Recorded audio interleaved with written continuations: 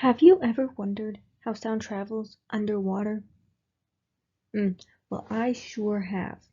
And that is pure curiosity. And okay, just let me describe it to you. A long, long time ago, there was a man who lived in a foreign country called Italy. They speak Italian there.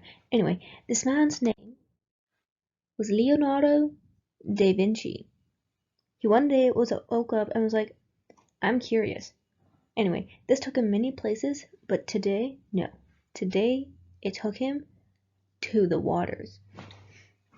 He was curious about how sound moves through different materials. However, this one's a real shocker. It's gonna get you, okay? Some accounts say that this guy, the Roman philosopher Nietzsche, actually discovered sound waves in the 1st century AD. Yeah, quite a shocker. Anyway, it is known for sure that later on another Italian, so much Italianos. Anyway, this Italian, Galileo Galilei, discovered more of the properties of sound waves. He discovered that, like, the frequency of the sound wave is like the factor that determines what pitch the sound will have. He also discovered this around the 1660s, which is way back then. So it's kind of irrelevant, whatever. But also, Da Vinci died from a stroke. And I think that says something. Anyway, sound needs a medium to travel. Reason as to why you cannot hear in space. General knowledge, peoples. General knowledge. Space doesn't have a medium, so it can't travel. So, as I said, sound needs a medium to travel, such as a solid, liquid, or a gas. Sound is also a wave created by vibrations.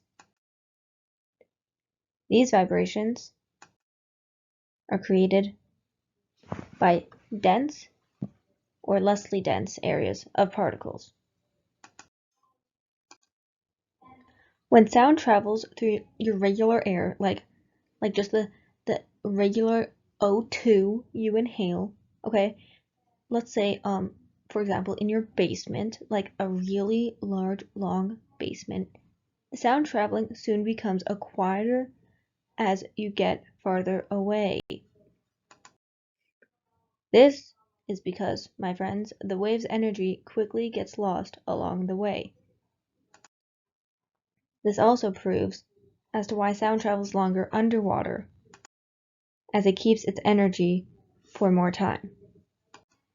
So like, the particles are closer together, so it can carry sound waves farther. For example, let's say we took John F. Kennedy, threw him into the ocean, okay, and he screamed underwater. It's likely to travel farther.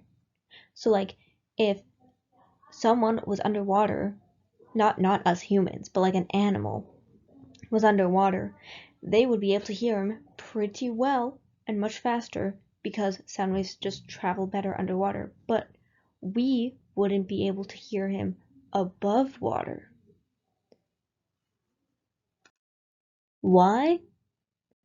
Let me tell you. Someone off of the website Quora posted something about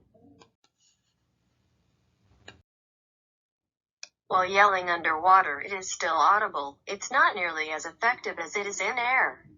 Impedance matching is the reason. The acoustic impedance of water is thousands of times that of air. What is important is that it is different, not that it is higher. So most of the energy is reflected back into you or absorbed rather than being transferred into the water and propagating through it.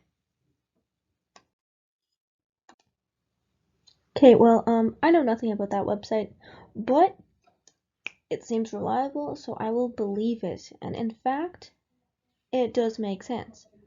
But she also said,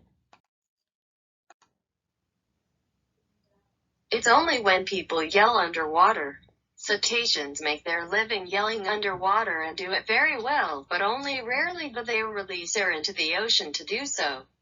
For the most part, whales and dolphins generate sounds internally by moving air between chambers and causing vibrations. The body itself composed largely of water and thus having a similar acoustic impedance then becomes an acoustic coupling with the ocean.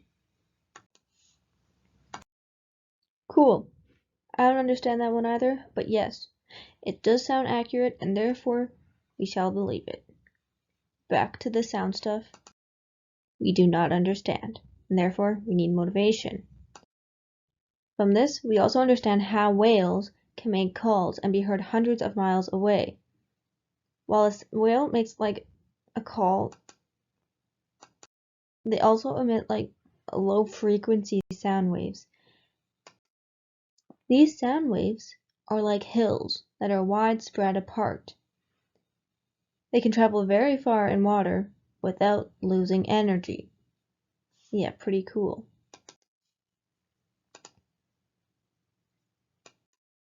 But thankfully, these sound waves cannot get asthma. Therefore, the genes are good. Also, don't take asthma drugs if you don't need asthma drugs. Anyway, researchers believe that some of these low-frequency sounds can travel more than 10,000 miles in the ocean. Like that's a lot of ocean. But a main reason as to why it's so hard for us humans to hear underwater is because water is denser than air. It is harder for us to tell where they're coming from. So if sound is underwater and it's like coming towards you, it's hard to tell where it's coming from, but like because of the bones and stuff, it's kind of hard to tell. Like, well, yeah, because we ain't no cool whales. So, like this whole bone stuff, no, we don't care about that. That is for a different stuff. Anyway, thank you for listening to my beautiful presentation. Make sure to subscribe, like, comment down below, turn your notifications on, yep. And thank you for watching. Yeah, just thank you.